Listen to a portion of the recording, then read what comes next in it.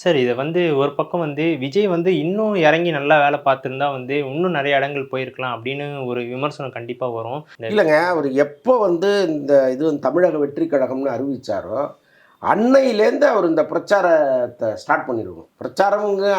பிரச்சாரமா இல்லாமல் மக்களை சந்திக்க அவர் கிளம்பியிருக்கணும். இப்ப ஒரு பெரிய ஒரு நடைப்பயணமோ அல்லது ஒரு பல பவன் கல்யாண்லாம் முன்னெடுத்தாரு. எல்லா ஊர்களுக்கும் நான் போகணும் அப்படின்னு சொல்லிட்டு போனாரு. ஸோ அந்த மாரி அவரு அத போயிருந்தாரு. பல ஊர்கள்ல விஜயினுடைய கால்படாத ஊரே இல்லைங்கிற அளவுக்கு ஒரு சூழ்நிலையெல்லாம் வந்திருந்ததுன்னா, கட்டாயமா அவர் இந்த தேர்தலில் அவர் நினைச்ச இடத்த பிடிச்சிருக்கலாம். பட் அவர் அப்படி பண்ணல. அவருக்கு ஒரு பக்கம் ஜனநாயகன் படப்பிடிப்பை முடிக்க வேண்டியது இருந்துச்சு. முடிச்ச பிறகு வரலாம் அப்படின்னு அவர் ஸ்டார்ட் பண்ணும் பொழுது, பார்த்தீங்கன்னா கரூர்ல ஒரு பெரிய கம்மா விழுந்துருச்சு. அதுவரைக்கும் வேகமா செயல்பட்ட அவரு, கரூருக்கு பிறகு அப்படியே தேங்கிட்டாரு. அந்த சம்பவம் மட்டும் நடக்கலன்னா, சொன்ன மாரி இன்னும் கூட அவர் வேகமா செயல்பட்டுருக்கலாம். அவருக்கு ஒரு நெருக்கடி வந்திருக்காது.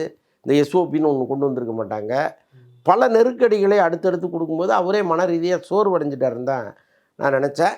அதான் அது இன்னும் கொஞ்சம் அவர் இந்த சவால்களை எதிர்கொண்டு, மக்களோடு மக்களா போயிருக்கணும். அவரு தனி விமானத்தில் போறதெல்லாம், அது அவ்வளவு தூரம் பொருத்தமான செயலா நமக்கு படல.